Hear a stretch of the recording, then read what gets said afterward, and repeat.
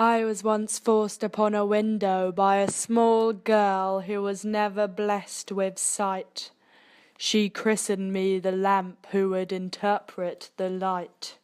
On a tiny frame next to a window pane I would perch all day and all night. Looking into the distance, far and near I would observe. Through words I could recreate what I saw in the hope to offer the wonders she so deserved. My words were a switch. Once I spoke, I was no longer the only watcher. The only watcher? Oh. Is this a reference to that girl you cared for yesterday? I thought you said you took her to the beach, and she kept saying how blue the sea was. I wasn't aware that she was blind. You didn't let that slip. Why are you talking like you're writing lyrics for some shite band? What is this act? It all sounds a bit forced. You're speaking as if you're in danger or as if she passed away.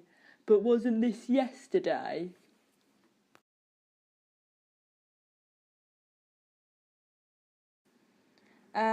Excuse me, but I think you should slow down there. I thought the composition of the lines was slightly extreme, but under is clearly a beautiful, kind spirit. I'm usually quite a shy guy, but I will speak to you plain.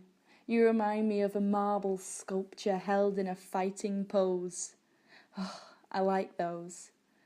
Do excuse me again, I will go to the bar, get a beer to wash my mouth.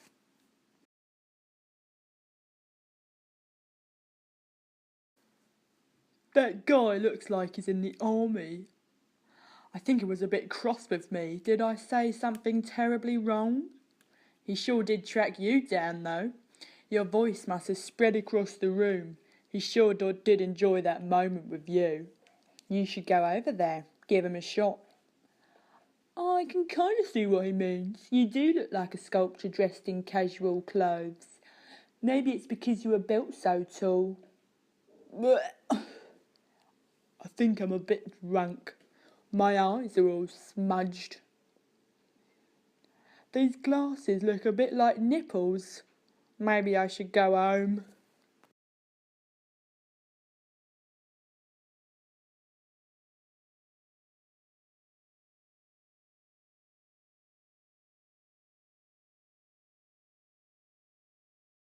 Caught me off guard back there. You caught me off guard. Can I get some mustard crisps, please? I like your khaki skirt. Sorry, I mean kilt. I will tell a short story. My small talk is not so good. Some time ago, I was in Morocco. I was standing on a corner. There are a vast amount of corners over there, you see, more than the eye could see. But I stopped on this corner in particular because there was an outline on the road. It was an outline of a body, a figure lying all droopy on the floor. There was blood too. I was completely unbeknown to the crime scene I was standing in. Oh, I'm so glad you came to join me at this bar. Your words are ongoing. You remind me of a tired poet. And to my understanding of poetry, you couldn't be such a prolific one. I like your pink jeans, or are they more of a rust colour? Maybe a murky, pinky red. Yes, that's it. A murky, pinky red. I noticed your trot when you came in this evening. You look like an angel, someone untampered. I couldn't help but come closer to hear your words. Then I couldn't help but come over to join you. Would you like to go to a nearby cafe?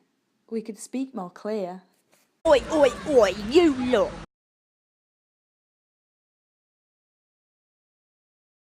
You look like you faded away. Is there any reason for that revealed shoulder?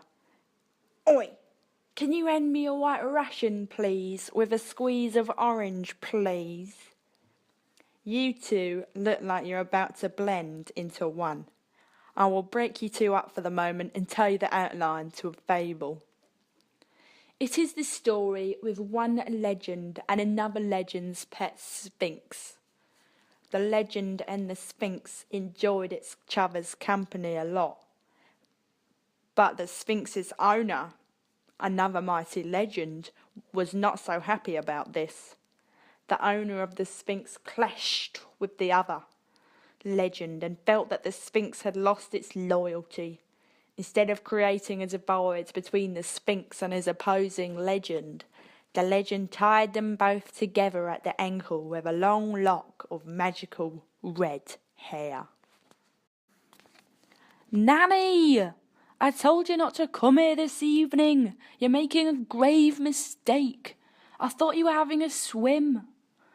Ah, how you frustrate me sometimes. Can you not see the holes in his jumper? One of them is just stretched and so his shoulder is revealed. It is not like it's an offence to reveal one's shoulder. It's just a look. A great look, if you ask me. I also like looking at a bit of decent muscle in the evening.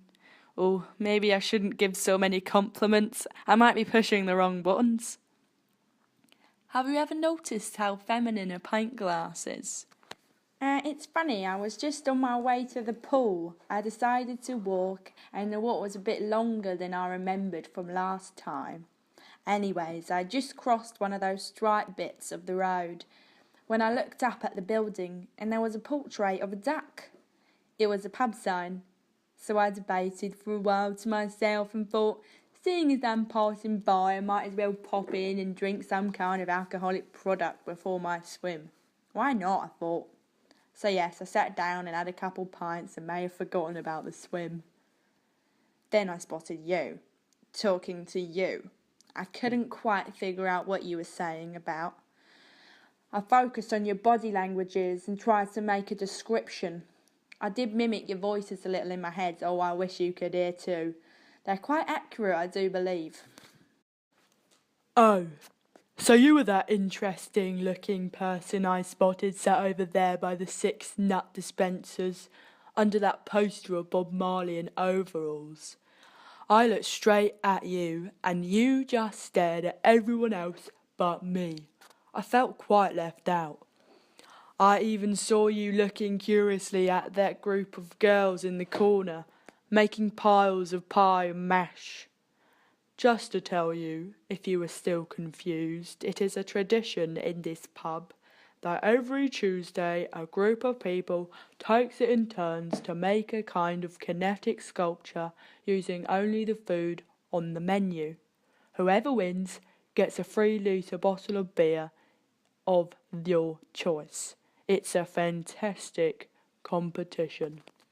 At the moment, or ATM as they apparently say these days, I feel carefree as to what you think of me.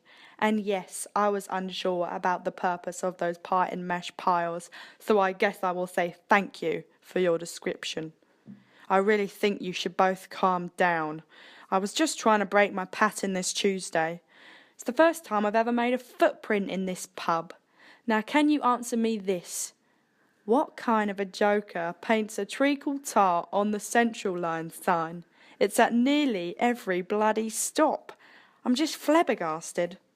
I feel as if I'm waiting for my blood to fully boil. Nan, this is an adequately amusing story, and I don't know.